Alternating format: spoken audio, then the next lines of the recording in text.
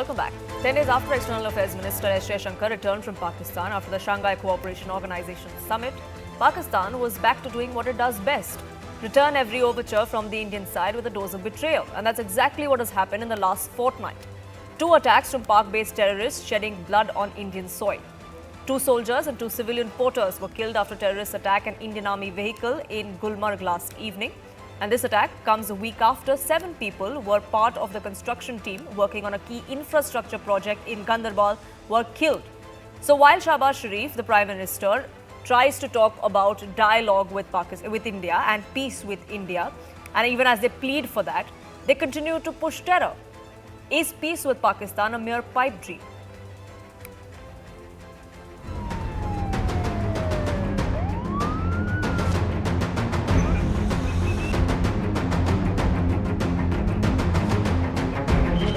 Two Indian Army men and 2 civilian porters have died in an attack on the Indian Army in Gulmarg area of North Kashmir. What we have been told is yesterday there was a vehicle of the army moving when they came under heavy fire from hiding militants.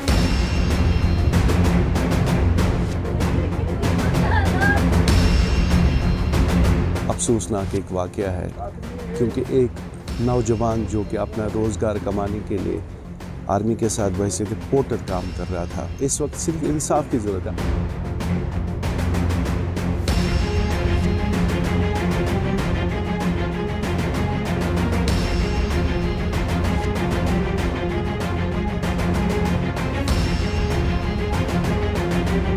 इस रियासत में ये होते रहे, आप जानते हैं ये कहाँ से आती है और वो तब तक बंद नहीं होगा जब तक कोई रास्ता नहीं ढूंढा जाए इस मुसीबत से निकलने।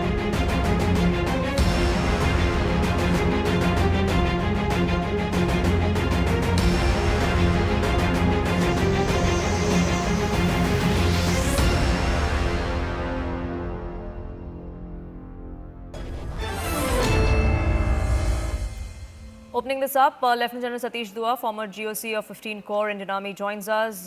Faraz Saeed, senior journalist from Pakistan, is with us as well. Mr. Saeed, let me begin by asking you. 2 attacks in 2 weeks, innocents that are being killed in Jammu and Kashmir. Why is it that we see terror attacks take place every time India tries to make an overture? We had the External Affairs Minister in Pakistan not too long ago. The Kartarpur Sahib corridor was opened up a few days ago.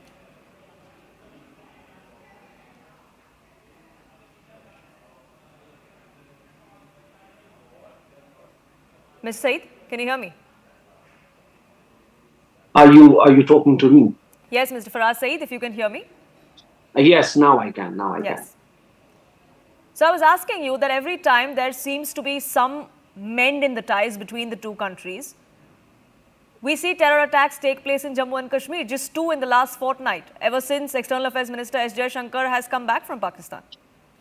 You see, it was a good news that the Indian External Minister was visiting Pakistan for the Shanghai Cooperation Organization summit in Islamabad. But do you know that on the very first day, there was also a terrorist strike in Pakistan, and we did not blame India for that. So I would say, why would Pakistan want to strike terror attack in India when just a day earlier we struck a deal where we're going to, extend our Kartarpur corridor engagement? So I don't think that it is Pakistan or the Indian side which is which is trying to sabotage the relationship, which we feel that there's some betterment coming out. I think there's external actors who might be at play, or maybe because I always feel that whenever there's a terrorist strike in India, the first response from the media is that it's probably Pakistani hand behind any terror attack in India. Why would we want to sabotage relationship? You tell us, India? When we were hosting SCO, when we want a good relationship with India as far as BRICS is concerned, I mean, we all knew what news was going on around BRICS. So I don't think, unless or until there is a proven, documented proof by your intelligence agencies, by your police force. How many pieces of evidence would you like? Because we've given several over the years. I mean, I always Which is feel why that the we have needle of to- suspicion always goes towards Pakistan, because there's always proof that there is a Pakistan hand. Not No, because that it's is not the case. not because it's a women fancy of media organizations in India or anybody else in India. No, Poonam, that is not the case. Poonam, I always feel that we should work case by case. That is the smart way to move on. We cannot, So you're saying you in know, some cases Pakistan is involved, but in this case they're not. no.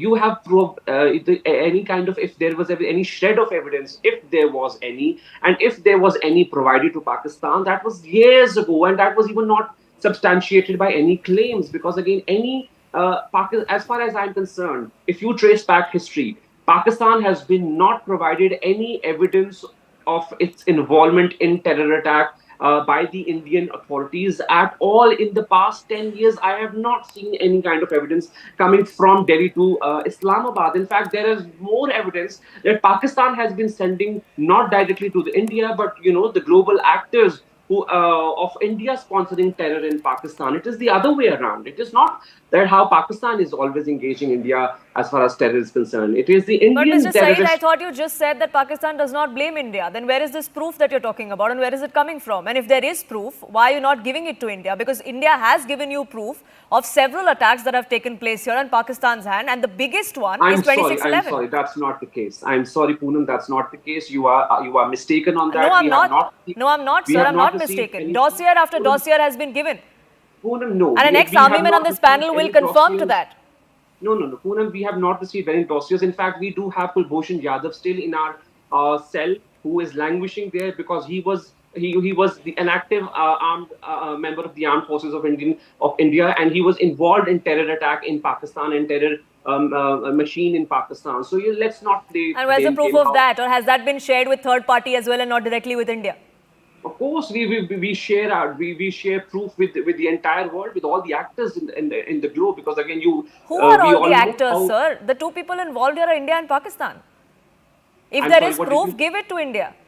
If you claim there is proof. I mean, we've been sending dossiers, as you say. You've been sending dossiers. We've also been sending dossiers. There was Lahore attack back in 2013 or 2012, where there was evidence and proof of direct Indian involvement in the terror strike. I mean, we also have enough amount of evidence of proving how India's hands are dirty as far as terror is concerned in Pakistan. In fact, it's not just Pakistan. India is accused of sponsoring terror, state-led terror, not just in Pakistan, but Canada, US. And there too, there's no across the world. proof. Just like in Pakistan. And Lieutenant General Satish Dua, I know you've been patiently waiting, but how do you respond to when Pakistan comes out and says that why should Pakistan be blamed? We are a victim of terror as well. And that's a stance they've taken not just with India, but at multiple global fora as well. That we are a victim of terror, but for some reason we get blamed every time there's a terror attack in India. Part first, if Pakistan is a victim of terror, it is because of that famous Hillary Clinton statement, phenomena of if you rear snakes in your courtyard or backyard, they will also come back to bite you. So the fact and why should Pakistan be blamed? Let me just put it this way. 5 years ago, Article 370 was diluted. It was a totally internal matter for India. Pakistan made a lot of noise, but eventually, sorry for using this colloquialese, but eventually they had to lump it. It is our internal matter. Thereafter, elections have been conducted peacefully. Apart from the fact that development has been prosecuted, a lot of peace and normalcy has been returned to the state, tourism, business, everything is flourishing. So there is a proper democratic process that has been put into place. Both Lok Sabha elections and assembly elections for the J&K have taken place. Pakistan had to lump it. They did try to activate the Jammu region before the elections. They tried to target soft targets like pilgrims, like workers, migrant workers.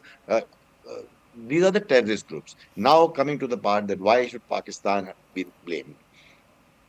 Today's attack, I beg your pardon, yesterday's attack has been claimed by PAF. PAF is a front organization of Jaish-e-Mohammed. It is a well-known and documented fact. Now, where is the Jaish-e-Mohammed leader? Where is the headquarters? It is in Pakistan. Now, smarting over all these developments that are taking place in Jammu and Kashmir, they are trying to step up the ante now that their elected government is in place. So we've seen these two terror attacks in quick succession. And I dare say, it also happens that now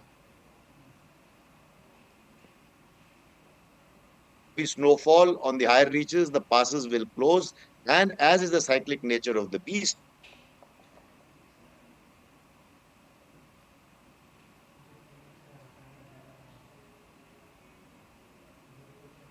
I believe we've lost that audio link with Lieutenant General Dua. We'll try and reconnect that. But let me get in Faraz Saeed back.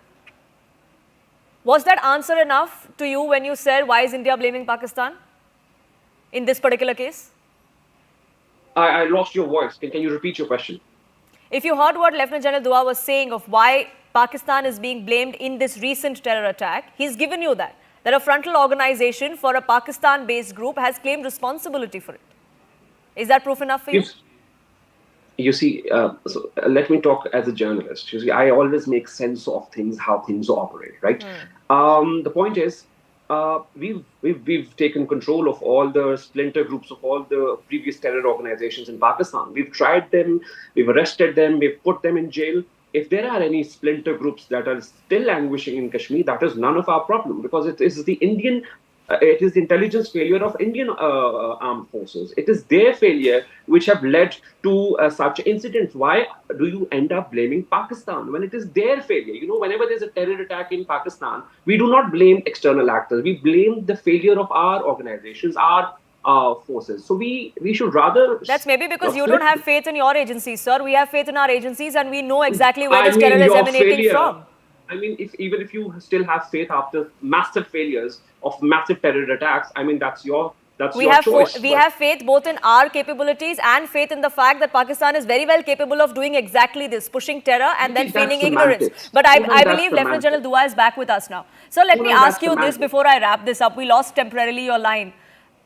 You know, Pakistan talks about having dialogue and having peace. But India has made it clear that terror and talks can't go hand in hand. We've maintained that policy for a very long time. But if this continues, is peace with Pakistan even possible? Well, that's our stated party line, that if unless Pakistan shows serious intent at winding down the terror machinery that prosecutes attacks or terror attacks across the line of control, we are not going to go in for talks. Now, the fact is, we have to see some serious intent on the side of Pakistan, on the part of Pakistan.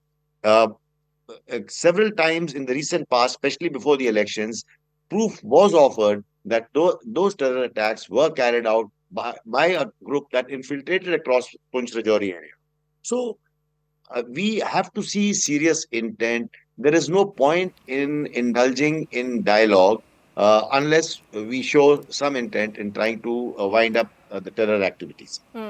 And that intent has to be shown by Pakistan. Pakistan has a lot more to do than India if ties have to go back to normal between the two countries. Unfortunately, I'm completely out of time, so I'll leave it there. I thank you both gentlemen for joining us here on this edition of Plain Speak.